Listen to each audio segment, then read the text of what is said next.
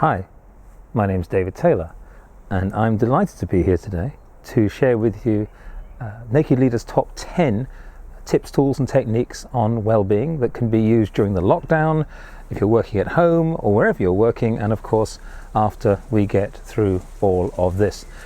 Our 10 are selected based on free Zoom calls that we have been doing for the NHS and the NHS Blood and Transplant and various charity and community groups. If you'd like one customized to your organisation and you feel that they would help your people if they're suffering at the moment, we have about 20 slots left over the next month, only about 20 because we're pretty full up, which we're really chuffed to be.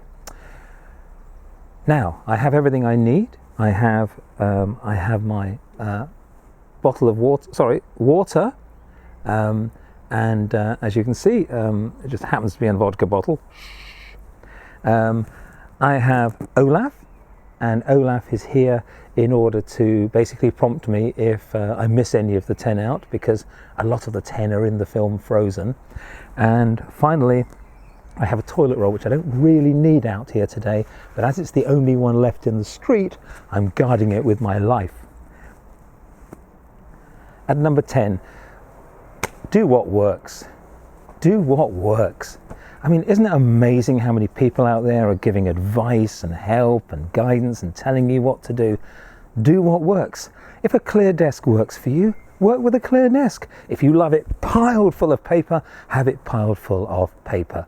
If you like interruptions, if you want the kids or cats or dogs or any partner to come in when you're working, then do it. If you don't want interruptions, just lock the door or get a samurai sword, as I have upstairs, and that'll sort them out.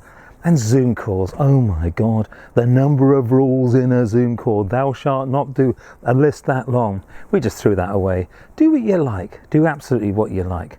And that includes in this. So if any of the 10 that I share with you don't work for you, do the complete opposite. I really don't mind. It's all about you, not me. At number 9, time. Time plays tricks with us. And the reason for that, that's as if I had a watch on, by the way. And the reason for that is because time is completely relative. It's not absolute at all. It's completely and totally in our minds and relative. So rather than be governed by the clock, as many how-to advisors will tell you what to do, 9 o'clock, do this, basically use music, or inspiring videos. We use Spotify or whatever you choose to use, and basically we put a 30-minute Spotify playlist together and say, right, total writing for 30 minutes, and then another 15 minutes, relaxation, whatever. Time will then change and serve you rather than you serve it. At number 8, notice the amazing things that are going on in the world right now. I mean, isn't it extraordinary? The NHS asked for 250,000 volunteers, and they were turning people away once they got over 1 million.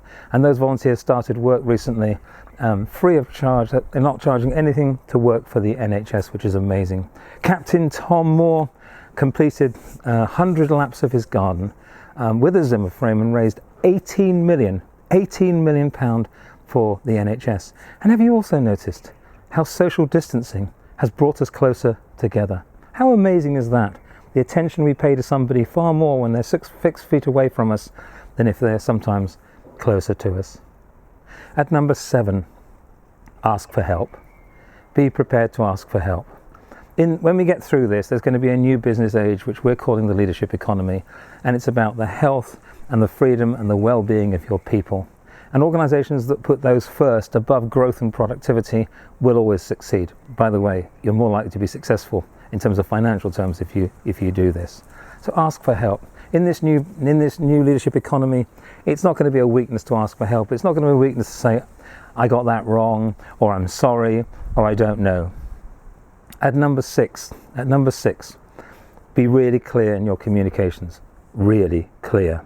Recently, one of the top football leagues, when they were deciding whether they were going to complete the whole season or abandon the matches as they were, had a whole day meeting and they issued a press release. And the press release said this: the season will play to close. What? The season will play to close. Everyone immediately thought the season will play to close. Some people thought that meant the season will now close And other people thought the season will play until it closes, which could be next week. And some people thought it meant we'll play until all the games are finished. Complete confusion, total confusion.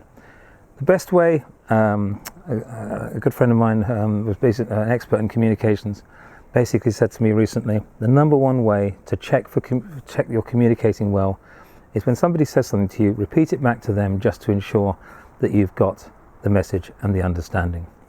At number 5, sleep well. All very easy to say, all very tough to do. Or is it? Here's a little technique for you. If you're lying in bed and you can't sleep, just say to yourself the following: I allow myself not to sleep, and you will drift off. It's complex to do with the brain that I don't fully understand. Lots of psychologists tell me this technique really, really works. And by the way, you'll see a link below this in terms of getting a free download on confidence and on well-being and on sleep. Please take advantage of that if it will serve you. At number 4, live in the moment. Now this again is easy to say and some people find it difficult to do. So I'm going to share with you exactly how to do it. First of all, we need to quieten your inner voice, your internal infernal voice. Now if any of you are watching this and thinking, I don't have such a voice, that's the one. It's trying to lie to you that it doesn't exist.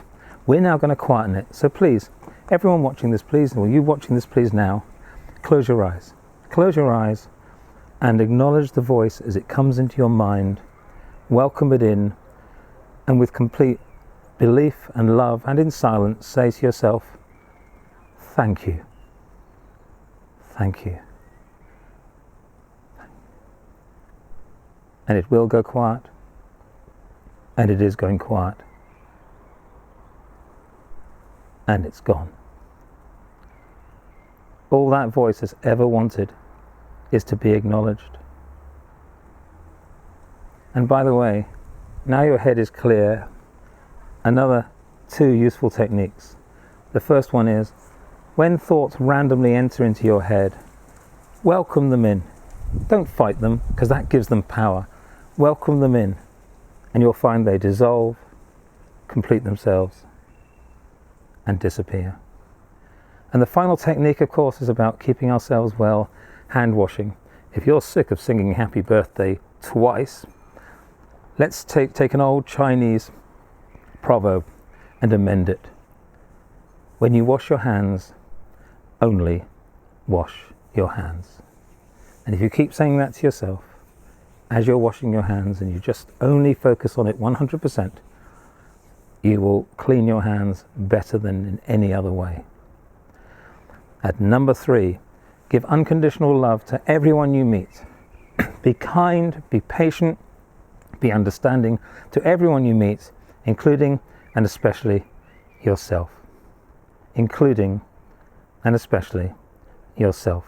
There's an old saying, isn't there, that if you go out looking for friends, you'll find very few, but if you go out and be a friend, you will find many. And that's very powerful, and a lot of people who are listening to these 10 think, oh my goodness, that's one of the most powerful. Not as powerful as these top 2. At number 2, know this, that after lots of research by the Professor of Science at Oxford University, Professor Richard Dawkins, they reached a conclusion. You are a miracle. We are all miracles. Because the chances against you being born are, wait for it, 1 in 10 trillion to the power of 4. And that's just you. Doesn't include your mum, your dad, your grandparents, and all the way back. Because the amount of possible people, the amount of available DNA in this world outnumbers every blade of grass and every grain of sand in every desert. You are a miracle. That is a fact. It's a scientific fact. So, we made it through. We, lucky few, made it through. And in our short time on earth, ask yourself this. What are you going to do today for yourself and for others? What are you going to do to make a difference? And I didn't mean to go preachy there. It's just I only discovered this recently, and it's a pretty amazing statistic. And at number one,